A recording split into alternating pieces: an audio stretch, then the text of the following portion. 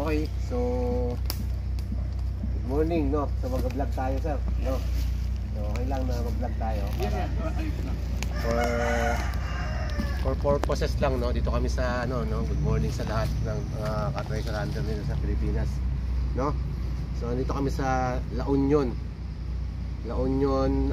Ilocos Sur. Hindi, La Union lang. La Union na.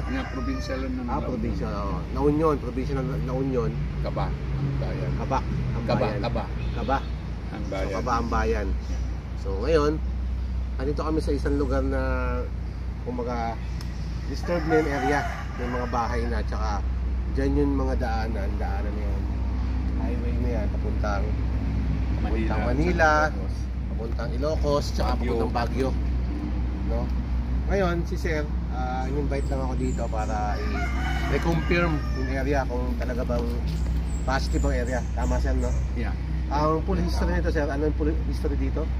Nung parang ang unang nagsabi ng history rito, dito sa baybayin ng Kaba, dyan napirmi ang mga Japanese, parang ginawa nilang puerto, pier nila. Pier, pier. Na ganun ang tawag. Ngunit, yung bundok na ito, parang naging dahil maraming mga TH din na Japanese encampment dito. Ganyan ang history niya. So marami na rin pumunta dito para mag-locate, mag-scan, mag-locate lang, no? Locate, and then may mga naghukay dyan sa katabi namin lupain, maraming butas yan.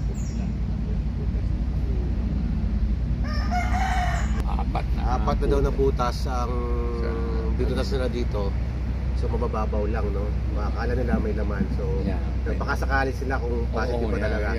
So since talagang may history ang lugar na to, kaya siguro akala nila may laman na. So may ginamit silang mga dowsing, mga kung ano-anong gadget. Kaya nagbukay yung mga tao na ka-treasure hunter natin dito sa iba, na taga-iba-ibang lugar, no? Ngayon, itong pag-ano namin dito, pagpunta ko dito, isang ventures na rin, no? Kumbaga parang ventures para kay Sir na ma-explore. Ma-explore yung site na malaman namin na ito ba talaga is totoo, o kung sa Bisaya is tinood ba talaga, o kung totoo ba talaga na mayroon dito, para at least yung mga huna-huna natin, yung mga isip natin ba maputol. Kasi sa tagal ng panahon na sila ay nag-treasure kasama ng kanyang father, so ngayon na parang naalala ulit nila, parang gusto nila maibalik, no? Parang ma-ventures ulit yung nakaraan, maibalik nila dito. So maraming ganyan mga ka-treasure hunter natin na mula pa sa pamilya, ngayon bumabalik sila sa pag-treasure, no? Ang gagawin natin dito, ikutin ko lang muna saglit, Sir, no? Ikot lang muna ako. Ikot lang ako nang bigyan mo ako pagkakataon, ikutin ko to. Hanggang doon, no? Hanggang doon. And then pataas ka sa mga kabahayan ng hanggang sa baba, hanggang sa highway na. Highway. Diyan lang. Pag maikot ko na siya, itong terrain na to, kasi ang terrain dito, medyo naka 90 degree. Mayroon siyang elevated, mataas dito, mababa dito. No? So since hindi ko alam kung original ba to o hindi na disturb na yung area, sobrang disturb na. Makikita natin sa terrain kasi ng lupa is galaw talaga. Dahil na-improve na yan. Na-improve na kasi to. Mataas to, ibig sabihin pantay yan hanggang dulo. Yan, mula diyan sa elevated ng terrain na yan sa taas, pantay talaga yan papunta doon. Yan dahil ang balon na ito, parang para sa bayan. Pang bayan na yan noon eh. Balon dito, kumuha sila ng source ng water para sa bayan ng ng Kaba noon dati. Dati yun, ha? Dati. Kumuha sila ng tubig dito. Hanggang ngayon may tubig pa rin yan. Hindi mawawala kasi tubod dyan. Source ng water na pinagkukuhaan nila dito. So ngayon, ikot lang ako dito. So bigla lang ako mawawala. Sige.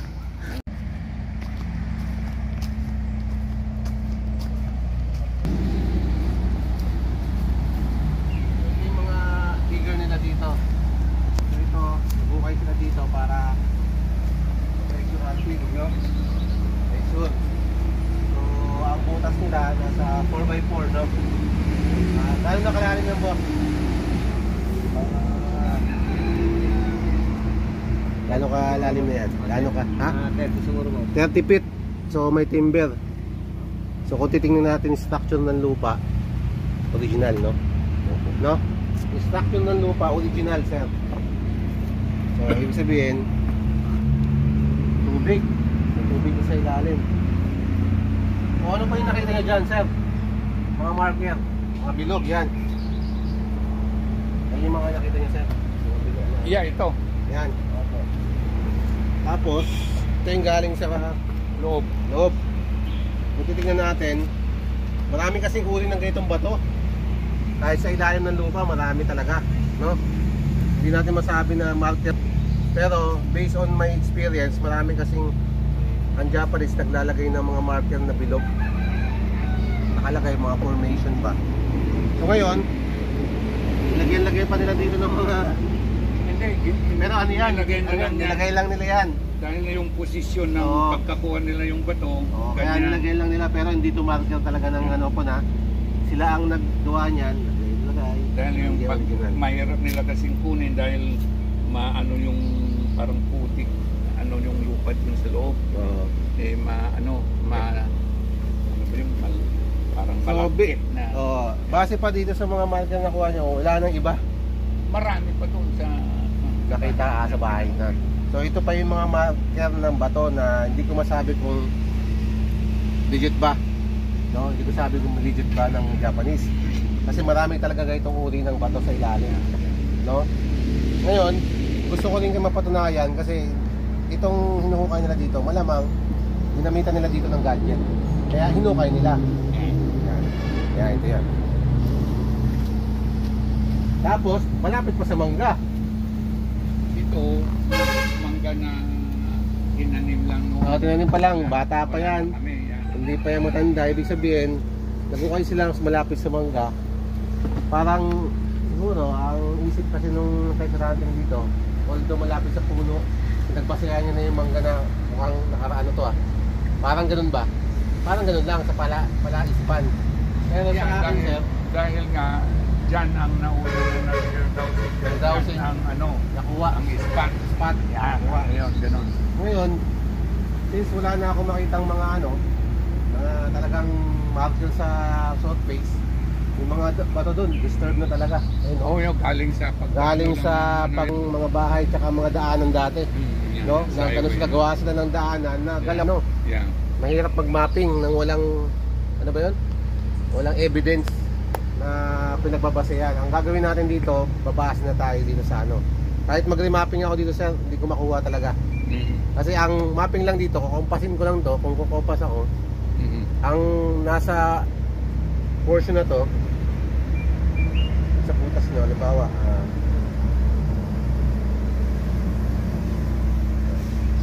yung mangga, for example lang, no? Pero hindi yan basehan ko.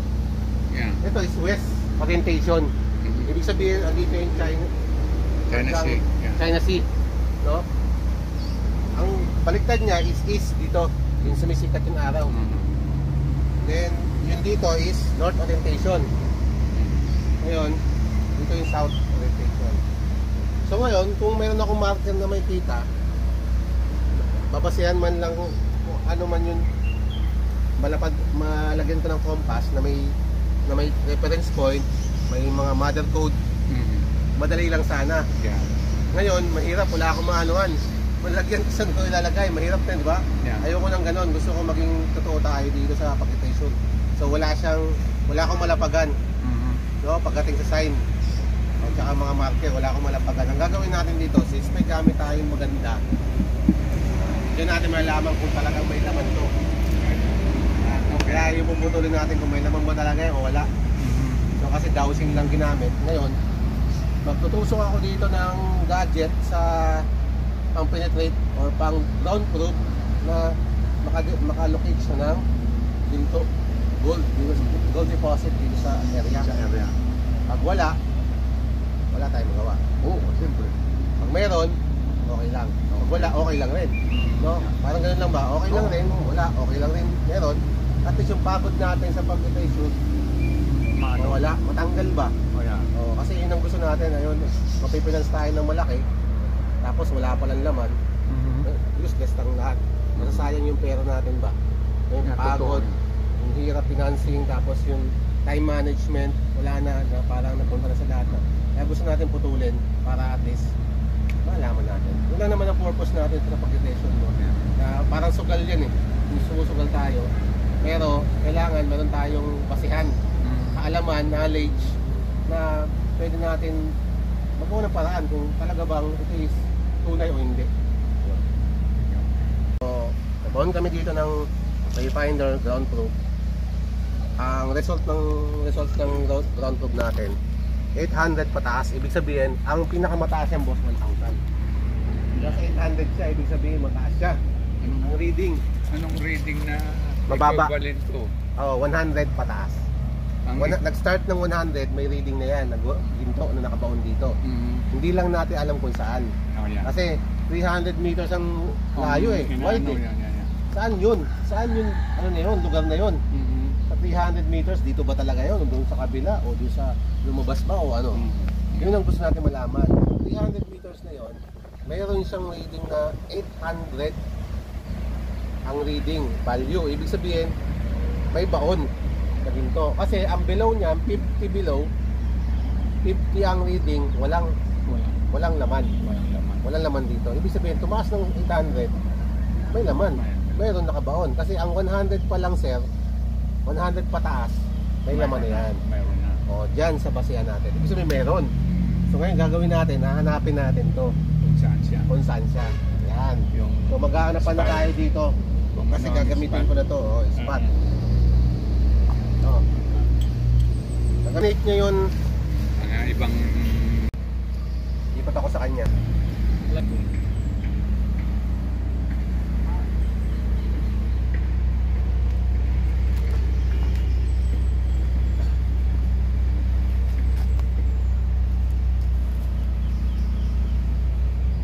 Ito, yung linya to, sir.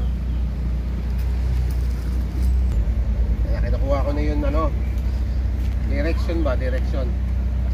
Ibig sabihin, direction lang yun. Direction na to. Tingnan mo, wala na siya agad, ano, tinamaan, no? Saan to? Direction na to. Kasi yung direction na to, nasa west. Ito, nasa south, parang south orientation. Yeah. Ito, is eh. South orientation. Ito, dalawa.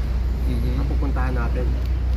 Wala dito sa north, wala sa east, kundi sa west and south mayroon orientation. So, i-reset ko siya na ano, kasi wala siyang detection eh. Ang detection niya nandun, no? Ayun, no? Tinuturo niya, oh. Hindi ko alam kung saan doon banda. Ngayon, ang gagawin ko, i-set ko ng gramo.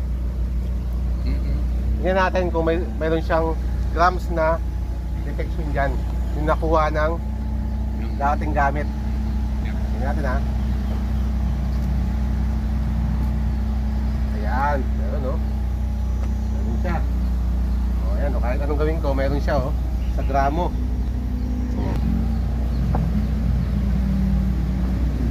Ayan. Ayan, oh. Ibig sabihin, kapag nag-close siya ng ganon, may detection siya ng high-grade mineral. So, hindi deposit.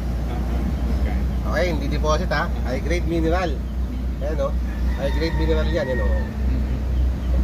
Pag yanan ko, meron siyang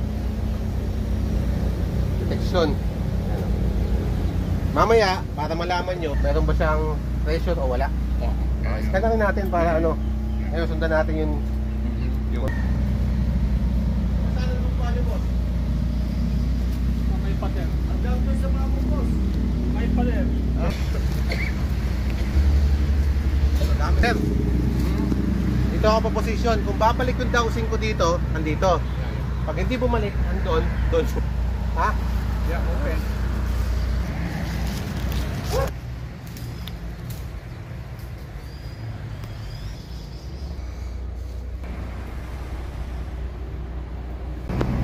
Papunta ng west, walang detection dito. Doon sa kabila. Sa kalsada, katawid pa. So hindi na lupa ni sir yung ano. Ibig sabihin walang item dito, walang deposit sa west. Hindi dito sa kabilang ano na, boundary. Tatawid na kalsada. So yun.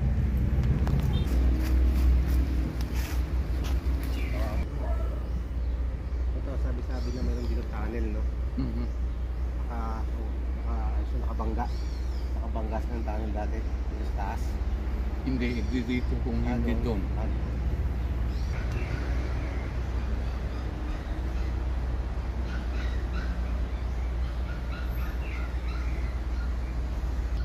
Dito mo yan sila. Yan. Tao na konti. Face, wala sa face. Naba ako ng ulit. Gusto.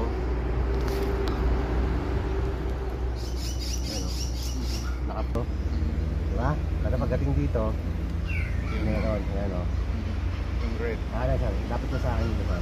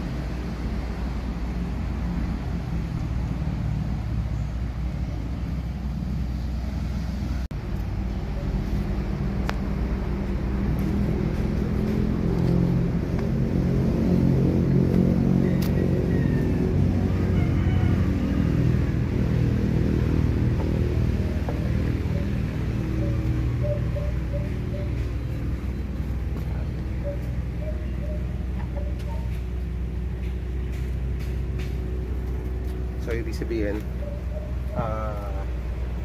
dito sa hinukay nila. Sir, ano ko lang sa inyo ha, para sa kaalaman nyo ba, para malaman nyo. Okay na sir? Yeah. Sabihin ko na? Yeah. Okay, sabihin ko lang sa inyo sir, ang hinukay natin dyan, negative. So ibig sabihin negative yung hinukay. So ang tinamaan ng gadget dyan is mineral lang, mineralization ng lupa. So ayun yung tinamaan dati. So ngayon ang ginawa ni sir, pinakonfirm lang sa akin kung talaga, kasi malalim mo siya so kung umabot na siya ng 30 feet, Yeah, more than 30 feet. So wala na akong nakitang magandang evidence marker, wala nang marker sa, tsaka yung lupa niya original na, hindi na siya disturbed, no? So original na yung lupa, yung layering ng lupa original na talaga. So hindi ginalaw ng mga una pang panahon. So ngayon, para matigil na lahat, so yun na natin. Sabi ko lang sa inyo mga ano, ang mahirap talaga mag-abante, no? So gusto ko lang malaman yung lahat na negative yung kinukuha dito. So at least para maputol yung pala isipan natin na mamaya umabot na kayo ng 100 dyan eh.